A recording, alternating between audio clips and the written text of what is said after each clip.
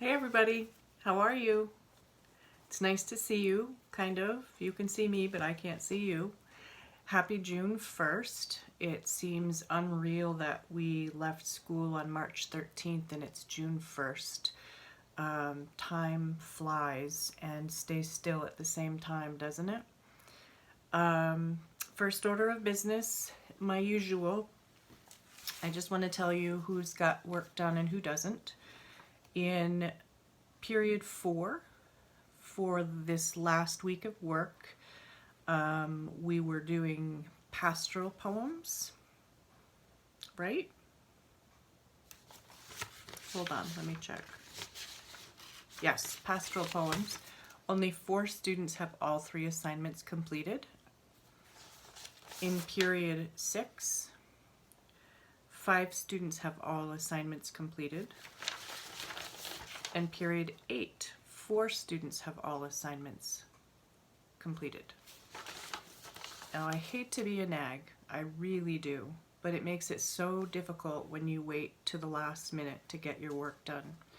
Because what I have to start doing, starting on Thursdays, is to send emails and make phone calls home stating that you haven't yet gotten your work done. That's an administrative protocol. It's something that I have to do as part of my job, and I hate hounding you for your homework. So I'm hoping we only have 2 full weeks left of lessons, but I'm hoping that this week is a better week for all of us and that you get your work done as soon as possible, and it just makes it easier for me and it makes it more relaxing for you. So that's my lecture. And I know that when I open Schoology today, I'm going to have a ton of assignments to grade that people are going to be handing in today. So hopefully these numbers will go up soon. I do have students, none in period 4, but 3 in period 6 that have not done their work, 4 in period 6 that have not done their work for 2 weeks ago. And then in period 8, I have 3 students who haven't done their work from 2 weeks ago. So make sure you get those assignments to me. So this week we're starting a new illusion. This is illusion number 10 and a new type of poetry. So let's get started with that. Today's illusion is something you probably have heard from if you have Mr. LaRose for Global. He talks about this person quite a lot. And our illusion is the allusion to Nostradamus. And I want to remind you what an illusion is. It's a brief and indirect reference to a person, place, thing, or idea of historical, cultural, literal, or political significance. It doesn't describe in detail the person or thing to which it refers. It's just a passing comment, and the writer expects the reader to possess enough knowledge to spot the allusion and to grasp its importance in a text. We use allusions in writing to make the writing more interesting, and we also use them in everyday conversation. So let me tell you a little bit about Nostradamus. He was a French astrologer and physician whose prophecies, which is another word for predictions, earned him fame and a loyal following during his lifetime. He was born in 1503. That's a long time ago, folks. In the centuries since his death, people have credited him with accurately predicting events in history, including the French Revolution, the rise of Adolf Hitler, and the terrorist attacks on September 11th, 2001. He wrote a book called The Prophecies. It was published in 1555, so 1555, and it has since earned him worldwide fame. By 1554, Nostradamus' visions had become an important part of his works in the almanacs, and he decided to channel all of his energies into a massive opus he entitled Centuries. He planned to write 10 volumes, which would contain 100 predictions for forecasting the next 2,000 years. In 1555, he published Les Prophéties, How do you like my French there? A collection of his major long-term predictions. Possibly feeling vulnerable to religious persecution, he devised a method of obscuring the prophecy's meanings by using poetry. 4-lined verses, or quatrains, and a mixture of other languages, such as Greek, Italian, Latin, and a dialect from southern France. Oddly enough, Nostradamus enjoyed a good relationship with the Roman Catholic Church. He never faced persecution during the Inquisition because he didn't extend his writings to the practice of magic. His popularity grew. He became one of the most famous figures during the Renaissance. He became famous and in demand by many of Europe's elite. Catherine de Medici, the wife of King Henry II of France, was one of Nostradamus's greatest admirers. After reading his almanacs of 1555, where he hinted at unnamed threats to her family, she summoned him to Paris to explain up and draw horoscopes for her children. A few years later, she made him counselor and her physician to King Henry's court. So the meaning is, when people allude to Nostradamus, they're referring to his ability to predict the future. When speaking about what will happen in the future, an individual may say, I'm no Nostradamus, but I think the Philadelphia Flyers will win the Stanley Cup this year. Excuse me.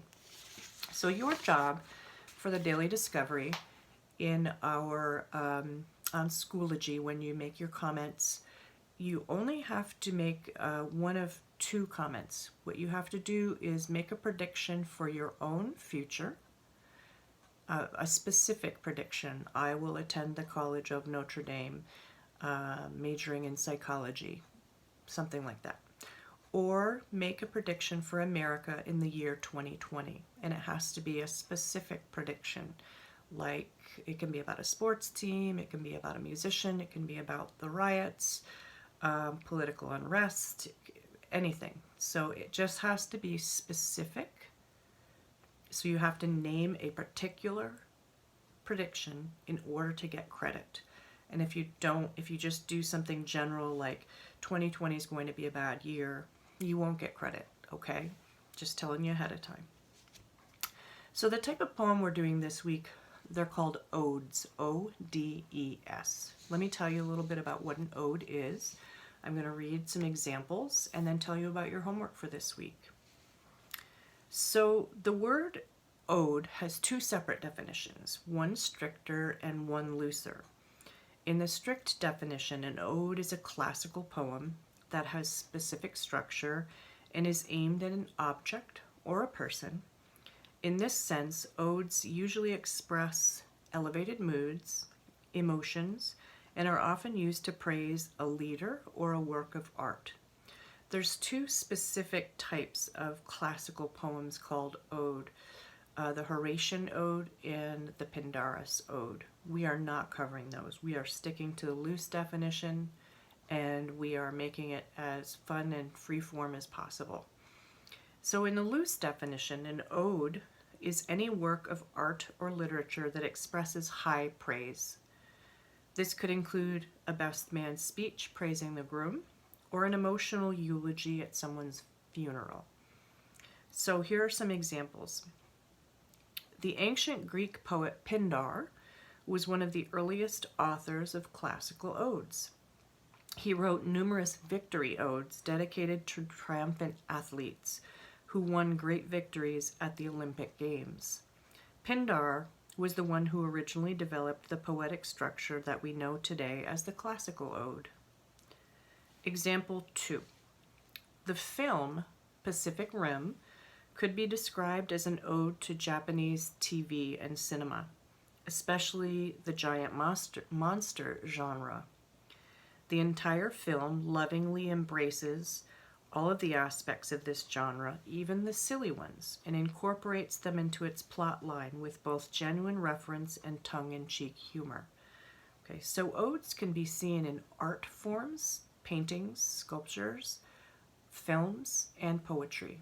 Obviously, we're focusing on the poetry.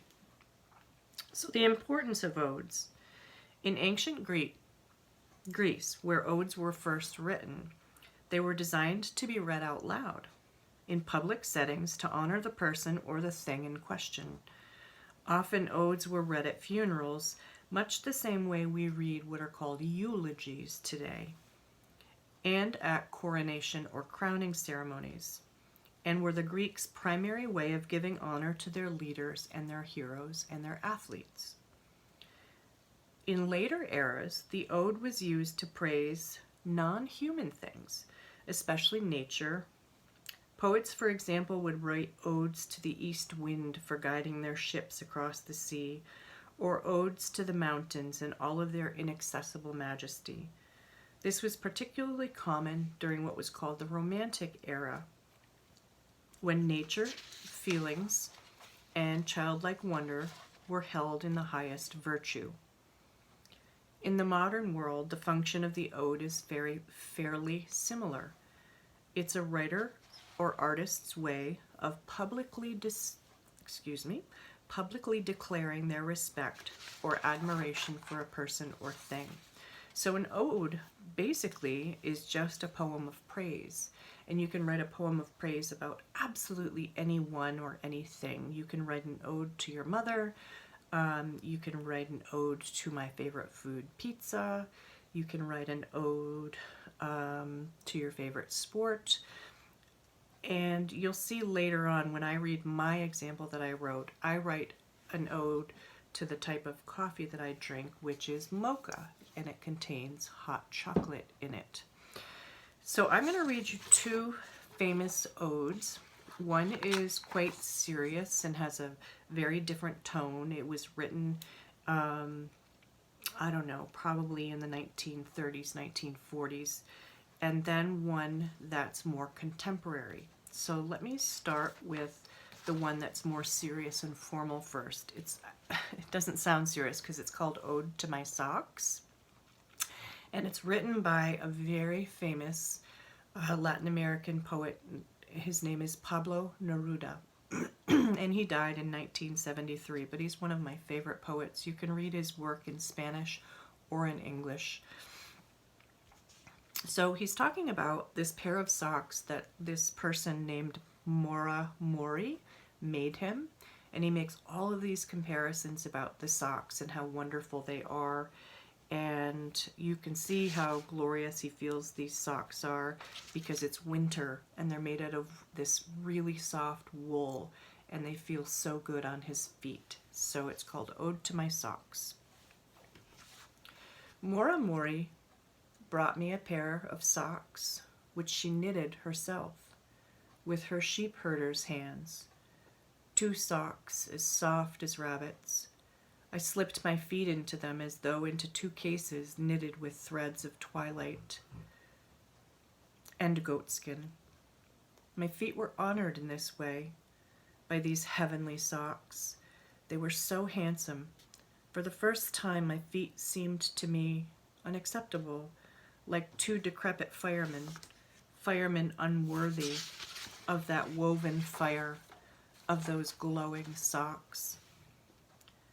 Nevertheless, I resisted the sharp temptation to save them somewhere, as schoolboys keep fireflies and learned men collect sacred texts. I resisted the mad impulse to put them into a golden cage and each day give them birdseed and pieces of pink melon, like explorers in the jungle who hand over the very rare green deer to the spit and eat it with remorse. I stretched out my feet and pulled on the magnificent socks and then my shoes. The moral of my ode is this: beauty is twice beauty, and what is good is doubly good when it's a matter of 2 socks made of wool in winter. So he talks about how he kind of wanted to put them away for safekeeping, almost like you would capture fireflies or you would keep them in a cage and feed them. But he didn't. He decided to wear them. So that's an ode to 2 beautiful socks that someone knitted him in winter. The next ode I chose because I wanted you to see that you can really write an ode about absolutely anything. And this is called Ode to Kool-Aid, like the drink. And it's written by a contemporary African-American poet named Marcus Jackson. You turn the kitchen tap's metallic stream into tropical drink, extra sugar whirlpooling to the pitcher bottom like gypsum sand. Purplesaurus rex, roarin' crocodile red, ice blue island twist, sharkleberry fin. On our tongues, each version keeps a section, like tiles on the elemental table. In 9th grade, Sandra employed a jug of black cherry to dye her straightened bangs burgundy. When toddlers swallow you, their top lips mustache in color as if they've kissed paint. The trendy folks can savor all that imported mango nectar and health market juice. We need factory-crafted packets, unpronounceable ingredients, a logo cute enough to hug, a drink unnaturally sweet so that on the porch, as summer sun recedes, you can drink it. I am not a Kool-Aid fan, but I certainly was when I was a kid. I like the description of, if you've ever made Kool-Aid, you know how the sugar sits at the bottom of the pitcher and then you stir in the color and you're waiting for the sugar to dissolve as the color sort of travels through the water. I like that description. So that's an ode. You've got an ode to a pair of socks, and you've got an ode to Kool-Aid, and I've written an ode to coffee, but you can write a serious ode too. So let me tell you about your homework. It is super easy. I chose this poem just because it's fun, and it's really more middle schoolish than high schoolish, but I think you'll be fine with it. It always appears backwards. Why do I never learn? It's called Ode to Pablo's Tennis Shoes, and it's basically about this little kid's pair of sneakers, and it's comparing the kid to his sneakers in a lot of different ways. So there's 3 documents. You're going to read the poem, and then you have a choice of what to do. You can do comprehension questions, or you can do this little chart. So the comprehension questions, there are 5 comprehension questions that go along with that poem. And again, the poems are really simple, so I think these questions should be really accessible. And the chart, basically, let me read the directions here. It says, if you read, the author is Gary Soto, S-O-T-O. So if you read Soto's poem carefully, you can learn a lot about Pablo. In some cases, the poem may give us information directly. At other times, he may imply information about the subject. In the left column, write what you learn about Pablo from reading the poem. In the right column, write down evidence from the poem that supports your statements. And you just need to tell 5 things that you learn about Pablo and give specific evidence from the poem. Okay, so that's the choice exploration assignment. And then you have to try to write an ode. And I think it's easier than a pastoral, and even in some senses easier than the imagery poem, because basically you get to choose your subject matter. So what I included in Schoology is this packet. You'll open it up and read it. It's how to write an ode. Excuse me. And it talks about how to choose your subject matter for those people that get stuck on what to write about. It talks about how long you want your ode to be. I don't have a length this week. I'm not looking for 3 or 4 line odes. I'm hoping that you can stretch yourself a little bit. Talks about how to craft your poem and tap into your emotion about your topic, and how to brainstorm for your poem, and then how to weave your ideas together. And there aren't specific directions or guidelines as far as my expectations. You know, I'm not going to tell you to write a 15-line ode. it's really up to you. You can see that mine is a little longer, but it's spaced out a certain way. So if you're looking at stanzas, which are measurements like paragraphs, right? My poem is 1, 2, 3, 4, 5 stanzas. And I tried to keep it between 3 and 5 lines in each stanza. So the first 3 stanzas have 4 lines. Then there's a 3-line stanza, and I end with a 5-line stanza. So I told you already, this is about my famous coffee that my husband makes me every morning, and it's a mocha, and it's actually raspberry mocha to be specific. And so my ode is to my coffee, and I called this Mocha Powers to the Rescue, sort of an homage to the Power Rangers. My family were big on Power Rangers when my kids were growing up, and this is how my coffee, my mocha, makes me feel. So I really tried to, let me just read it. It's got a different sound. It's not an ordinary cup of coffee, Java, beans, cuppa, brew. Mine is rich, frothy, chocolate umber, not a spoonful of sugar, but cocoa. That's the secret, the ticket, the magic. My jitter juice tops them all. Cup of comfort, mug of morning, carafe of wonder. High octane lightning with a touch of sweet sass. Wrapping my hands to warm them around the steaming vessel, I inhale the mocha mud. I'm ready to fly. So my example is unrhymed, free verse, but you can write a rhyming poem. Typically, traditionally, they were rhyming. Mine isn't a serious poem, but it pays tribute to something I love, my morning mocha. If you get stuck on how to write this, email me, okay? I'm always, always, always happy to help you in any way, shape, or form.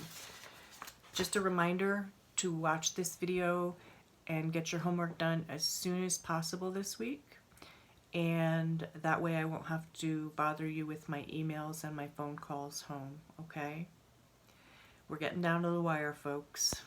I miss you, and we will have a Zoom call meeting in a couple of weeks, and we will say our goodbyes to each other. It's sad to think about, but it's almost that time. See you later. Bye-bye.